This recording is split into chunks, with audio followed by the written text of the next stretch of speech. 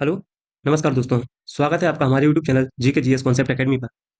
दोस्तों, पिछले video lecture में हमने एमपीपीएससी का जो सिलेबस का यूनिट 3 है उसको प्रारंभ किया है, जिसमें हम मध्य प्रदेश का भूगोल कवर कर रहे हैं। जिसमें हमने पहला टॉपिक जो अपना उठाया है वह मध्य प्रदेश का पर्वत एवं पर्वत श्रृंखलाएं, जिसकी आज क्लास नंबर दूसरी है। चलिए दोस्तों, तो आज का लेक्चर स्टार्ट करते हैं। देखिए दोस्तों, आज हमें स्टार्ट करना था मालवा के पठार से। एक बार मैं आपको रिकॉल करा दूं पिछले क्लास में हमने क्या क्या पढ़ा है।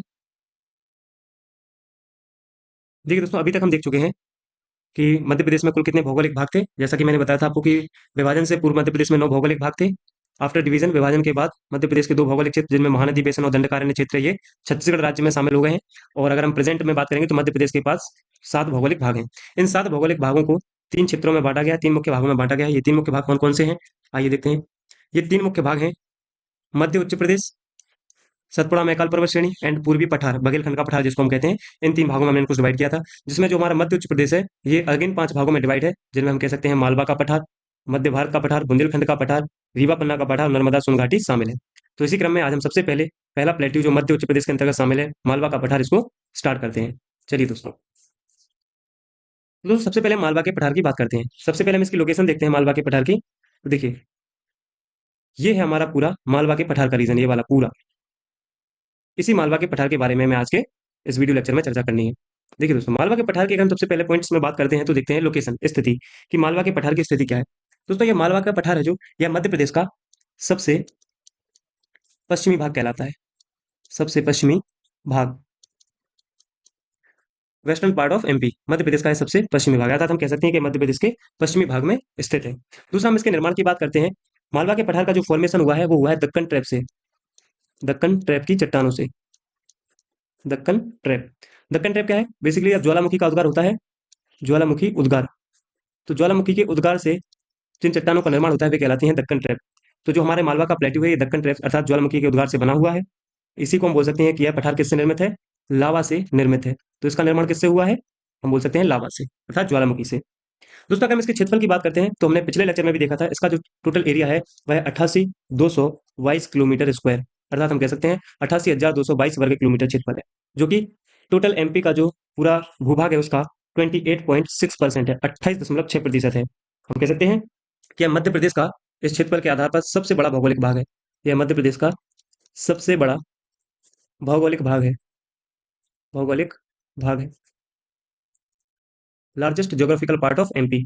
एरिया 88,222 किलोमीटर स्क्वायर, और परसेंटेज में अगर हम बात करेंगे तो 28.6% है ये इसका एरिया। तो दोस्तों, लोकेशन सबसे पश्चिमी भाग में, सबसे पश्चिमी भाग में स्थित है। दूसरा, इसका जो निर्माण हुआ है वो दक्कन ट्रैप अर्थात ज्वालामुखी उद्गार से या लावा से निर्मित हुआ है। इसका जो एरिया है वह 88,222 वर्ग किलोमीटर स्क्वायर, जो कि संपूर्ण मध्य प्रदेश का जो भूभाग है उसका 28.6% है। दोस्तों, अगर हम इसके जलवायु क्लाइमेट के बारे में बात करते हैं तो यहाँ की जो जलवायु है वह समशीतोष्ण, यहाँ जो जलवायु पाई जाती है वह कैसी है?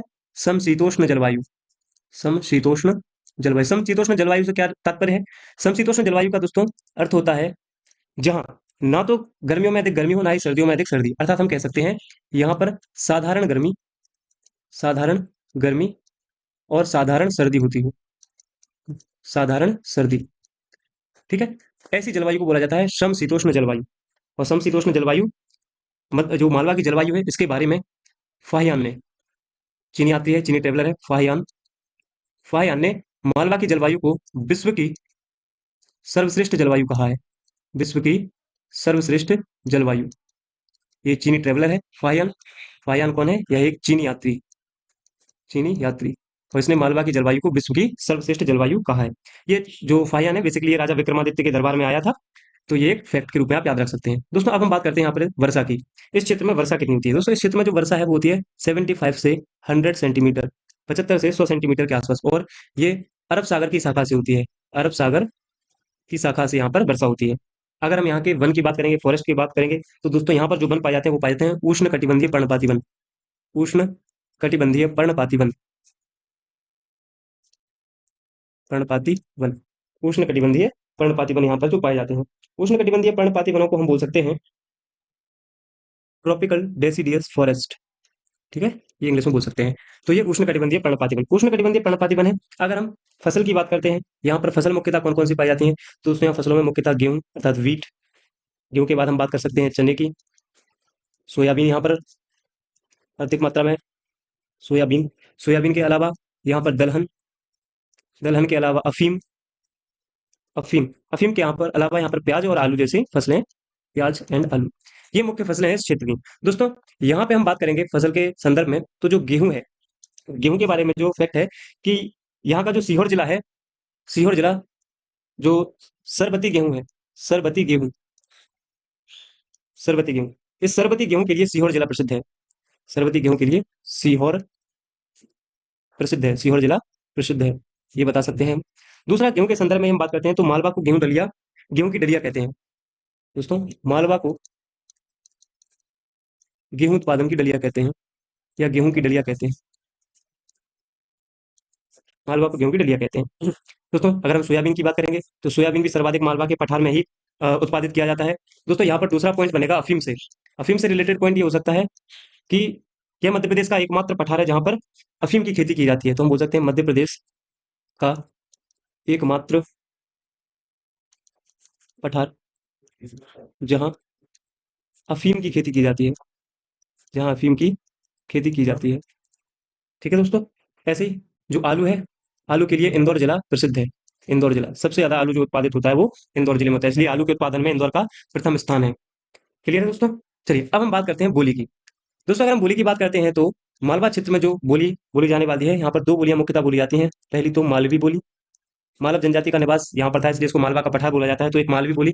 दूसरा यहाँ पर भील जनजाति सर्वाधिक पाई जाती है, इसलिए दूसरी यहाँ पर बोली जाने वाली भाषा है भीली। क्लियर है। तो यहाँ पर दो बोलियां बोली जाती हैं, मालवी और भीली। जनजातियों की अगर हम बात करेंगे तो यहाँ पर भील जनजाति, भील जनजाति के अलावा यहाँ पर बंजारा जनजाति, बंजारा, बंजारा वही जनजाति जिसने कंघी का आविष्कार किया था। तो आपसे कभी भी पूछा जाए कंघी का आविष्कार करने वाली जनजाति कौन सी है, बंजारा। दूसरा यहाँ पर कोरकू जनजाति भी पाई जाती है, यहाँ पर पारधी जनजाति भी मिलती है, और साथ में यहाँ पर गोंड जनजाति भी पाई जाती है। मुख्यतः यहाँ की जो जनजाति है वह है भील, तो आप भील जनजाति को याद रखेंगे। अब हम बात करते हैं मिट्टी की। यहाँ पर कौन कौन सी मिट्टी या मिट्टी का कौन सा प्रकार यहाँ पर मिलता है। दोस्तों यहाँ पर बेसिकली ये जो पूरा मालवा का क्षेत्र है ये साधारण काली मिट्टी है। बेसिकली हम जानते हैं कि जिन चट्टानों का निर्माण लावा के द्वारा होता है वहां काली मिट्टी पाई जाती है और ये अनुपजाऊ मिट्टी होती है। लेकिन यहाँ पर जो पाई जाती है वह पाई जाती है साधारण काली मिट्टी, साधारण काली मिट्टी। अब यहाँ पर बात करते हैं दोस्तों, हम अगला फैक्ट है हमारी नदियों का, कि मध्य प्रदेश के इस पठार में कौन कौन सी नदियां पाई जाती हैं। देखिए दोस्तों, नदियों की अगर बात करेंगे तो मालवा के पठार की सबसे प्रमुख नदी है चंबल। तो चंबल नदी इसी क्षेत्र से निकलती है। चंबल के अलावा यहाँ से माही नदी, बेसिकली ये धार के सरदारपुर से निकलती है माही, जो कि कर्क रेखा को दो बार काटती है। हम कह सकते हैं एकमात्र इंटरनेशनल रिवर है एमपी की। तो माही, माही के अलावा काली सिंध, काली सिंध, काली सिंध के बाद हम देख सकते हैं यहाँ पर बेतवा, बेतवा सिंध, छिप्रा, उज्जैन जिस नदी के तट पर है, छिप्रा, छिप्रा के अलावा पार्वती यहाँ की प्रमुख नदी है, कोलार। ये सारी नदियां हम नदियों वाले टॉपिक में कवर करेंगे। इसके अलावा यहाँ पर सरस्वती, खान नदी, गंभीर नदी, गंभीर के अलावा दोस्तों यहाँ पर चोरल नदी, मान, हथनी, जामनेर, ये प्रमुख नदियां हैं दोस्तों जो इस पठार में पाई जाती हैं, या इस पठार में इनका जो है प्रवाह क्षेत्र है। तो ये यहाँ की नदियां हो गई। नेक्स्ट हम बात करते हैं दोस्तों, मालवा के पठार में कौन कौन सी चोटियां पाई जाती हैं। अगर हम चोटियों के संदर्भ में बात करेंगे दोस्तों, तो मालवा के पठार की जो सबसे प्रमुख चोटी है that is cigar, cigar. Cigar को मालवा की सर्वोच्च चोटी कहा जाता है। सर्वोच्च चोटी होने के साथ इसकी जो ऊंचाई है वह है टोटल 881 मीटर, 881 मीटर, और इसीलिए सिगार को मालवा की सर्वोच्च चोटी कहा जाता है। मालवा के पठार की सर्वोच्च चोटी, highest peak of Malwa प्लेटू is cigar. इसके अलावा दोस्तों यहाँ पर कुछ चोटियां और हैं जो बेसिकली एक ही रीजन में मिलती हैं, जैसे आप बताएंगे ये होगी पहली सिगार, दूसरा आप बोल सकते हो जाना पाव, जाना पाव। ये जाना पाव पहाड़ी भी है, इसकी ऊंचाई है 854 मीटर, इसी जाना पाव पहाड़ी से निकलती है चंबल नदी। दूसरा आप यहाँ पे बोल सकते हो धजारी, धजारी चोटी, धजारी चोटी की जो ऊंचाई है वह है 810 मीटर। इसके अलावा यहाँ पर गोमनपुर, गोमनपुर चोटी, गोमनपुर पीक, गोमनपुर पीक इसकी ऊंचाई है 510 मीटर। ये सारी चोटियां इंदौर जिले में अवस्थित हैं, जिसमें हमने सिगार की बात की, जानापाव की बात की, ये मऊ तहसील में पड़ती है, धजारी और गोमनपुर, इन सबकी ऊंचाइयां हैं, तो आप इनको याद रखेंगे।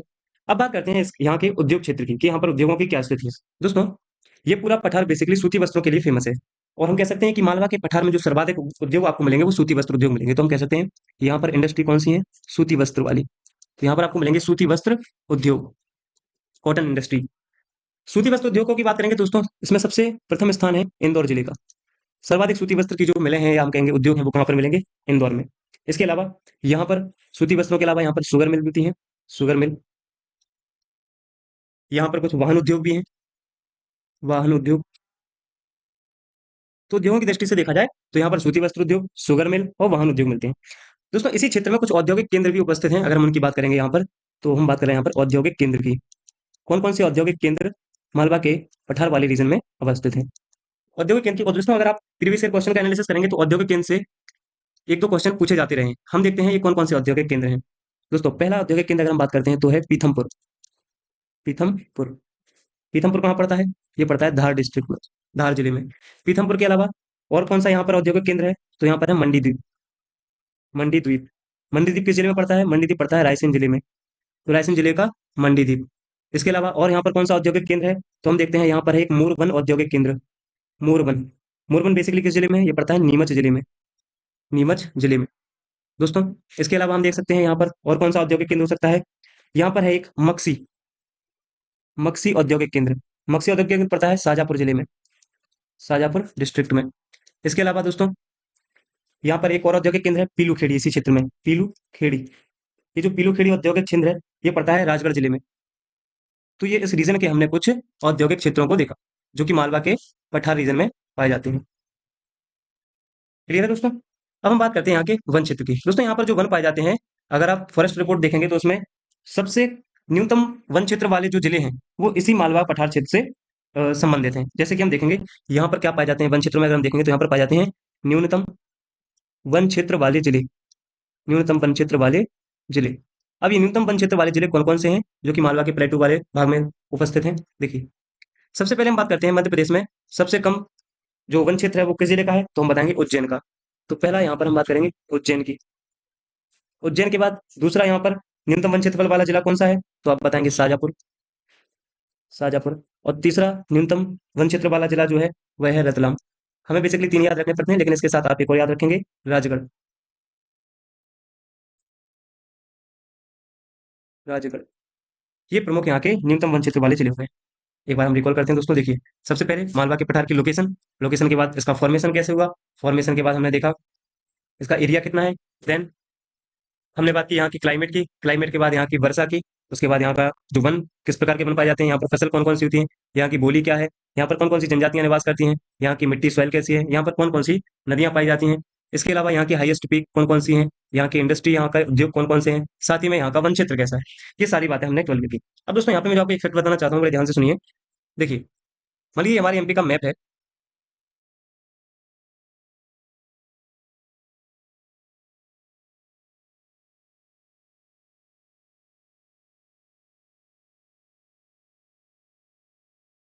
देखिए दोस्तों ये हमारे एमपी का मैप है।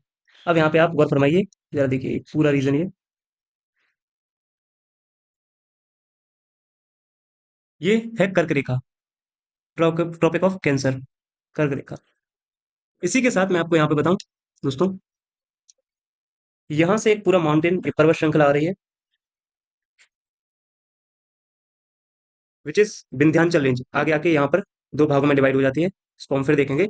ये है विंध्याचल रेंज, देखिए ये है विंध्याचल पर्वत श्रृंखला, और ये हमारी ट्रॉपिक ऑफ कैंसर कर्क रेखा। अब देखिए दोस्तों हम अपने मालवा के पठार का लोकेशन देखते हैं। देखिए ये पूरा हमारा एरिया है मालवा के पठार का, क्लियर? ये पूरा हमारा क्षेत्र कौन सा रहा है? मालवा के पठार का। तो हम यहाँ पर क्या कह सकते हैं दोस्तों, आप देखिए ये यहाँ से यहाँ तक विंध्याचल पर्वत श्रृंखला, और ये यहाँ से यहाँ तक कर्क रेखा, ये दोनों ही भाग आप देख रहे हैं मालवा के पठार के मध्य से होकर गुजर रहे हैं। तो हम कह सकते हैं कि विंध्याचल पर्वत श्रेणी और कर्क रेखा, मैं यहाँ पे इस पॉइंट को लिख देता हूँ, विंध्याचल पर्वत श्रेणी, विंध्याचल पर्वत श्रेणी और कर्क रेखा, विंध्याचल पर्वत श्रेणी और कर्क रेखा, ये दोनों मालवा के पठार, ये दोनों मालवा के पठार के मध्य से होकर गुजरती हैं, मध्य से होकर गुजरती हैं। क्लियर है? और हम कह सकते हैं कर्क रेखा का भी 80 से 85% भाग, और साथ में विंध्याचल पर्वत श्रृंखला का भी 80 से 85% भाग जो है वो सिर्फ मालवा के पठार वाली रीजन में आता है। क्लियर है दोस्तों? अब लास्ट पॉइंट से जो रह जाता है आप उसको और समझ लीजिए। हम बात करते हैं अब सीमा क्षेत्र की। मान लीजिए ये है हमारा मालवा प्लेट्यू, मालवा का पठार, ये पूरा मालवा का पठार वाला रीजन हो गया। तो आपसे सीमाएं पूछी जा सकती हैं कि मालवा पठार के उत्तर में, मालवा पठार के पूरब में, पश्चिम में, दक्षिण में, या मालवा का पठार उत्तर, पूरब, पश्चिम, दक्षिण में किस किस के साथ सीमाएं बनाता है। तो दोस्तों हम सबसे बात करेंगे सीमा निर्धारण में कि मालवा के पठार के उत्तर में क्या है। तो देखिए दोस्तों, ये मालवा का पठार है, हम जानते हैं मालवा के पठार के ये वाला पूरा क्षेत्र, यहाँ ये वाला पूरा क्षेत्र क्या कहलाता है? मध्य भारत का पठार। तो हम कह सकते हैं मालवा पठार के उत्तर में क्या है? मध्य भारत का, मध्य भारत का पठार, सेंट्रल इंडिया प्लेट्यू। हम बात करते हैं मालवा के पठार के पूरब में क्या है। तो दोस्तों देखिए, ये मालवा का पठार, ये इसका उत्तर हो गया, ये पूरब वाला हिस्सा। अगर आप यहाँ पर देखेंगे तो ये पूरा क्षेत्र है रीवा पन्ना का पठार वाला रीजन, ये पूरा एरिया। तो दोस्तों हम कह सकते हैं कि इसके पूर्वी भाग में उपस्थित है रीवा पन्ना का पठार, रीवा पन्ना का पठार। अगर हम दक्षिण की बात करते हैं इस मालवा पठार के दक्षिण में, तो हम देखेंगे नर्मदा सोन घाटी अवस्थित है। तो यहाँ पे हम लिख सकते हैं दक्षिण में है नर्मदा सोन घाटी, नर्मदा सोन घाटी, ये इसकी दक्षिणी सीमा बनाती है। अब बचता है मध्य प्रदेश की पश्चिमी सीमा। तो दोस्तों देखिए, ये मध्य प्रदेश, मध्य भारत के मालवा के पठार की पश्चिमी सीमा। तो देखिए, अगर हम मालवा पठार की पश्चिमी सीमा की बात करते हैं तो दोस्तों ये राजस्थान वाला इलाका है, और यहाँ पर बेसिकली पाई जाती है अरावली पर्वत श्रृंखला। ये क्या है? अरावली। तो हम क्या कह सकते हैं, मालवा के पठार का पश्चिमी सीमा किससे साझा सीमा होती है? तो हम कह सकते हैं इसके पश्चिमी भाग में पाया जाता है अरावली पर्वत श्रृंखला। यहाँ पर पाया जाएगा अरावली पर्वत श्रृंखला, अरावली पर्वत। ठीक है दोस्तों? हाँ, इसका एक एरिया और आप यहाँ पे याद रखेंगे, ये हो सकता है, ये नॉर्थ है, ये साउथ है, ये ईस्ट है, और ये वेस्ट है। तो ये वाला एरिया क्या कहलाएगा? North east. तो मालवा पठार के नॉर्थ ईस्ट में क्या पाया जाता है? हम बताएंगे बुंदेलखंड का पठार, बुंदेलखंड का पठार, बुंदेलखंड प्लेट्यू। आई होप आप मालवा के पठार से संबंधित सारे फैक्ट और कॉन्सेप्ट समझ गए होंगे। ये हमने लास्ट में मालवा के पठार की सीमा को देखा। तो चलिए दोस्तों, नेक्स्ट लेक्चर में हम आगे जो मध्य भारत का पठार है, बुंदेल का पठार है, रीवा पन्ना का पठार है, नर्मदा सोन घाटी है, ऐसे इन सबको कवर करते चलेंगे। अब आज का वीडियो अगर आपको पसंद आया हो तो वीडियो को लाइक करें, कमेंट करें, अपने दोस्तों के साथ इसको ज़्यादा से ज़्यादा शेयर करें। यदि आप हमारे चैनल पर नए हैं तो हमारे चैनल को सब्सक्राइब भी करें। Thank you.